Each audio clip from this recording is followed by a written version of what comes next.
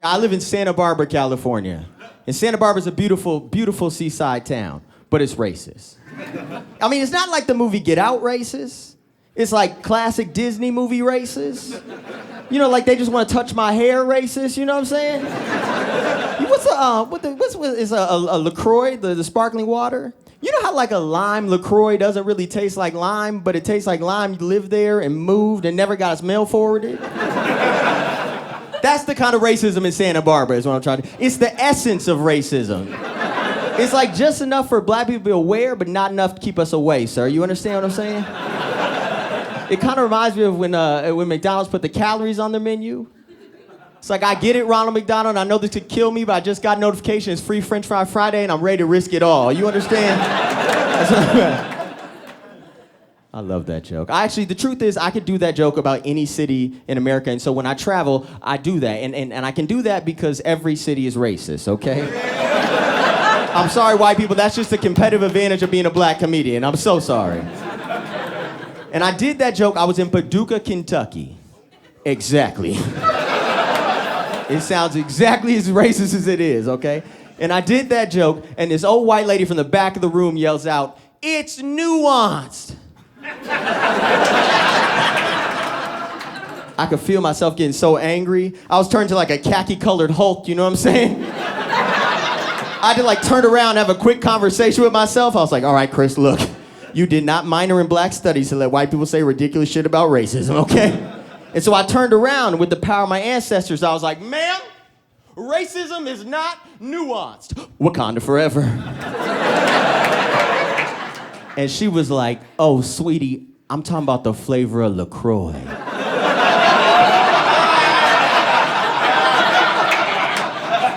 I was so embarrassed. I could hear my ancestors changing the locks on the gates as we spoke. But I felt like I had to clap back, you know what I mean? So I was like, you know what, ma'am? I don't feel like a lime LaCroix. The flavor is hard to articulate. A lime LaCroix tastes like a lime farted around the can, and then we bottled it. And she said, oh, sweetie, do you not know what nuance means? Yeah. Because in that moment, I realized I did not know what nuance means. Oh, but don't worry, because Miss Frizzle from the Magic School Bus was about to enlighten me. She said nuance has nothing to do with articulation. It means something has hidden layers and subtleties. And I said, thank you, and I just sucked on stage for 15 minutes after that. No, it was bad, because look, I don't like disappointing people. Because I think it comes from being adopted or thrifted, if that makes you feel better. Like a good pair of jeans, you know what I'm saying? And look, can I just have like a quick millennial moment? Okay, look, I just want to say this. For the Gen Z people, it's really weird watching you thrift, okay? For a group of people who hates everything that old people do, it's fucking weird how much you love their clothes. It's like watching them cosplay as their own worst enemy, you know what I'm saying? It feels hypocritical to me. It's like bringing an acai bowl to a fair wages protest, you know what I'm saying? Like, if you can afford a colorful bowl of I'll be hungry in an hour, your wages are doing just fine, is all I'm trying to tell you.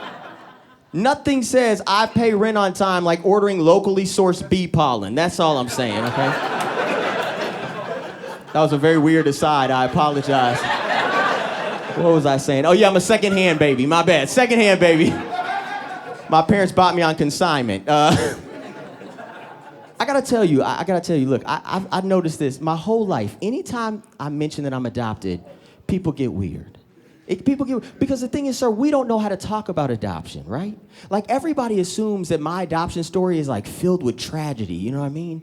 Like, they imagine it's like a Law and Order SVU episode. You know, where, like, Ice-T carries me out of a church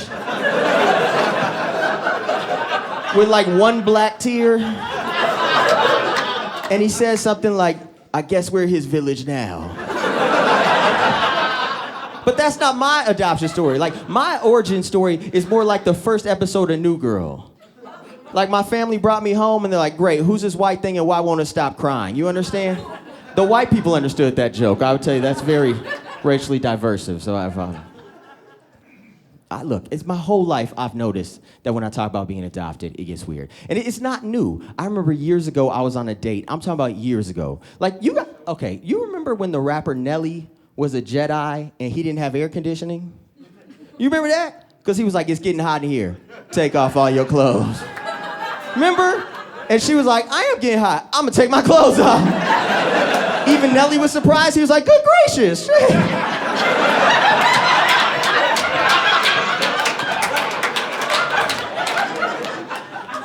I was on a date back then, okay?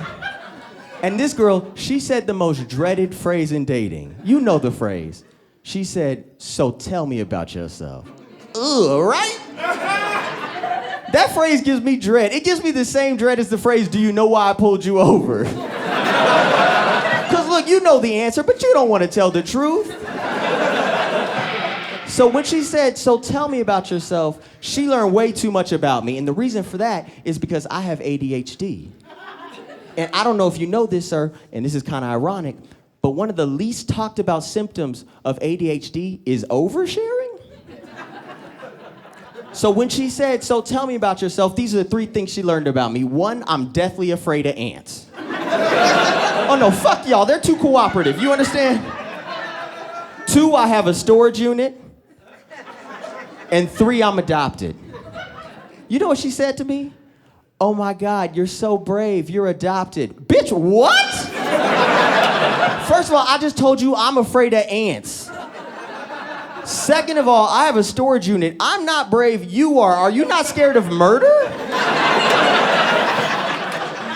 I'm so brave. Look, I was born in March, adopted in June. All I did was not get fumbled. Do you understand? It was very simple. My birth mom called the play. It was like, it's gonna be a closed adoption, downset hike, they 3-step drop. There was another family running. They pump fake like, nah, he's black with blue eyes. He's gonna be the face of Target one day. Handed me off to my family, man. I love my parents, though. I do. I love my parents, man. I got great parents. I gotta say that. I got great. Yeah. Make some noise for them. They're too old to ever see this. They don't understand YouTube, but I appreciate that. I got great parents. No, my parents love me, and like I gotta tell you, like I grew up in LA in like a black family, and like my parents are great, but they shelter me. Like I was a little smothered, right? Like I grew up in the 90s in LA in a black family. I didn't even know what weed smelled like. And if you're impressed right now, you're racist, okay?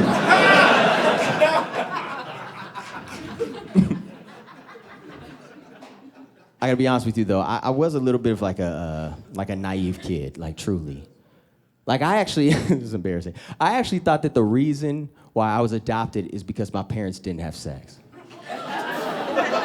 No, man, I really thought that, okay? Like I was downloading internet porn, like my dad would never do this to my mom, we go to church. I